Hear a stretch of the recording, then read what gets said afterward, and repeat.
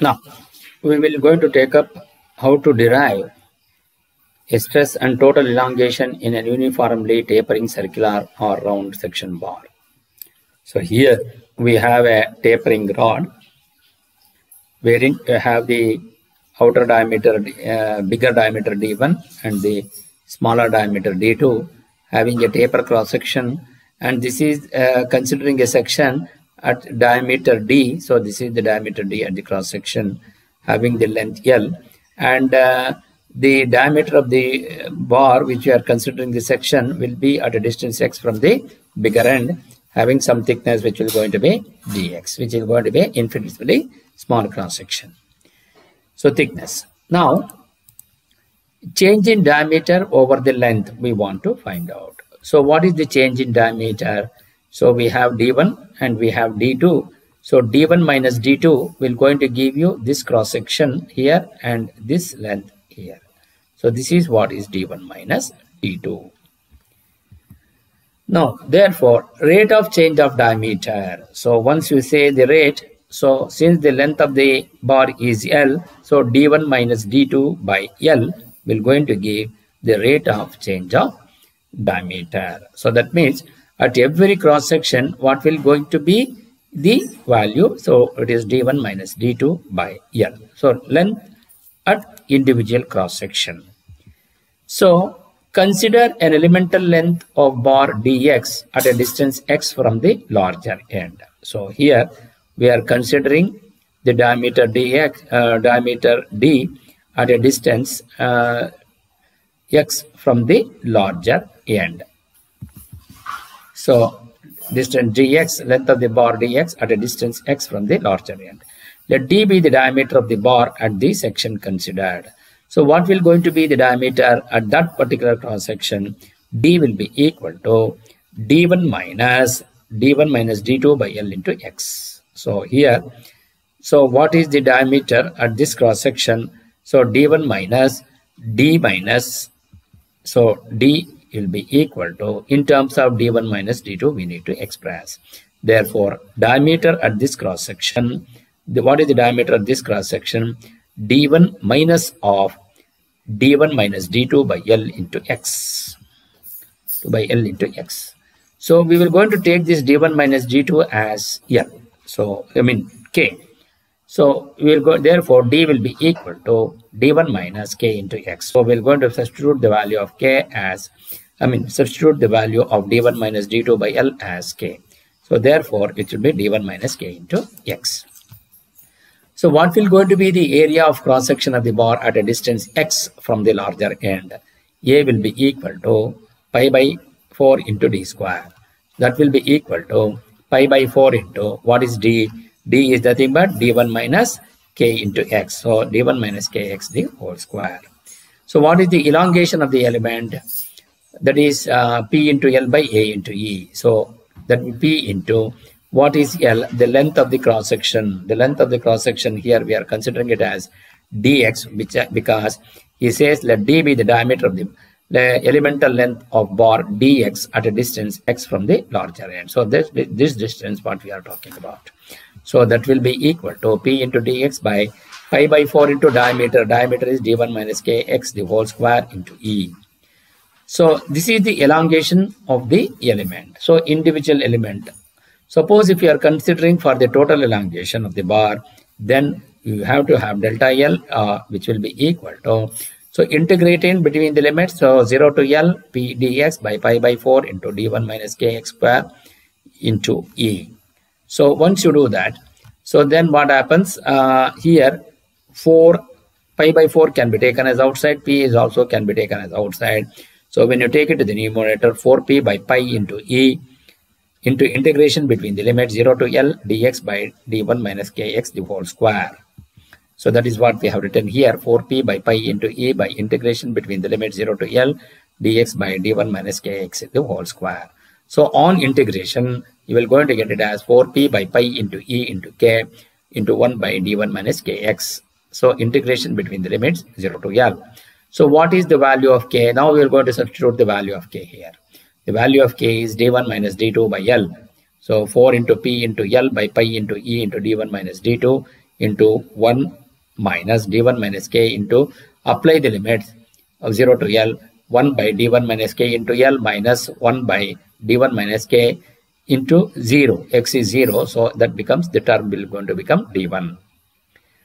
So again you substitute the value of L here, 4 into P into L by pi E into d1 minus d2 into 1 minus 1 by d1 minus k value is d1 minus d2 by L into L. So that L cancels, minus d1 minus of d1 minus d2 minus 1 by d1. So once you simplify this, 4 into P into L by pi into E into d1 minus d2 into d1 gets cancels, minus of minus becomes plus into d2 1 by d2 minus d1. So 4 into P into L by pi E into d1 minus d2 by taking the LCM d1 into d2 of d1 minus d2. So here d1 minus d2 which will be cancels. So that will be equal to 4 into P into L by pi E into d1 into d2. Therefore, total extension of the tapering bar of cross section delta L will be equal to 4 into P into L by pi E into d1 minus d2. So that is what we will go to get there. So maximum stress in the bar, sigma maximum applied load by area, least area of cross section.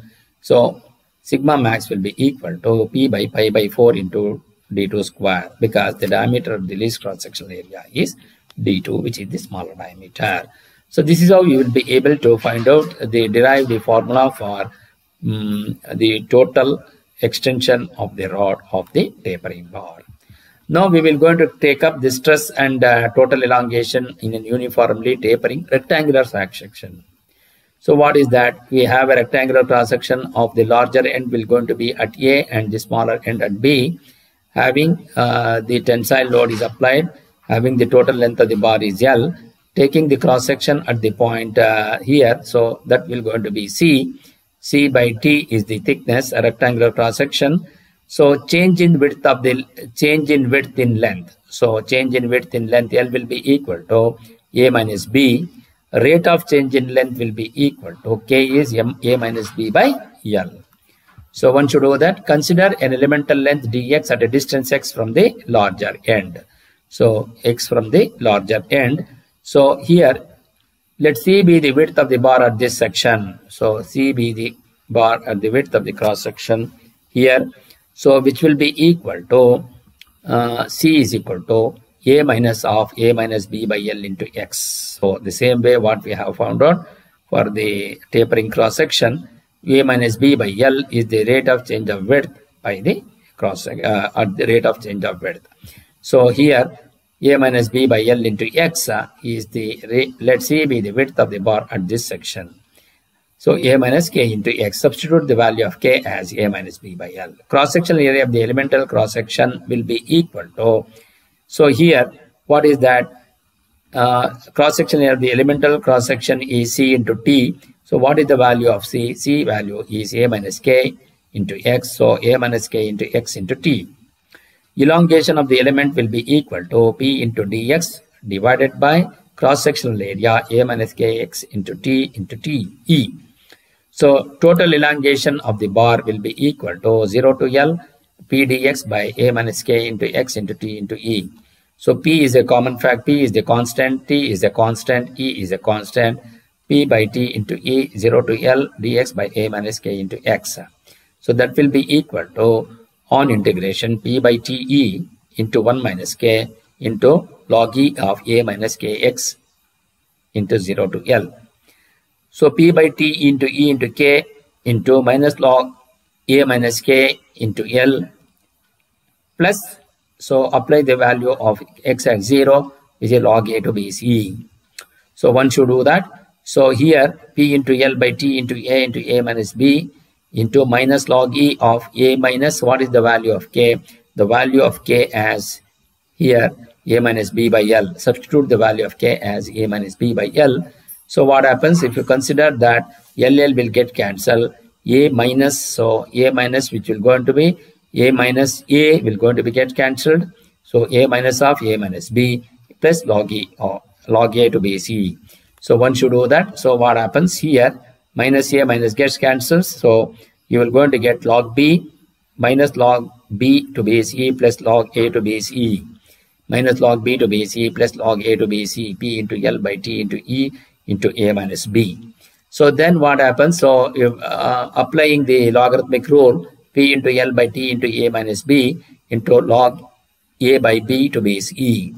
So therefore, total extension of the rectangular cross-sectional bar delta L will be equal to P into L by T into E into A minus B into log A by B to base E. So this is how you will be able to derive the cross-sectional area of the tapering bar.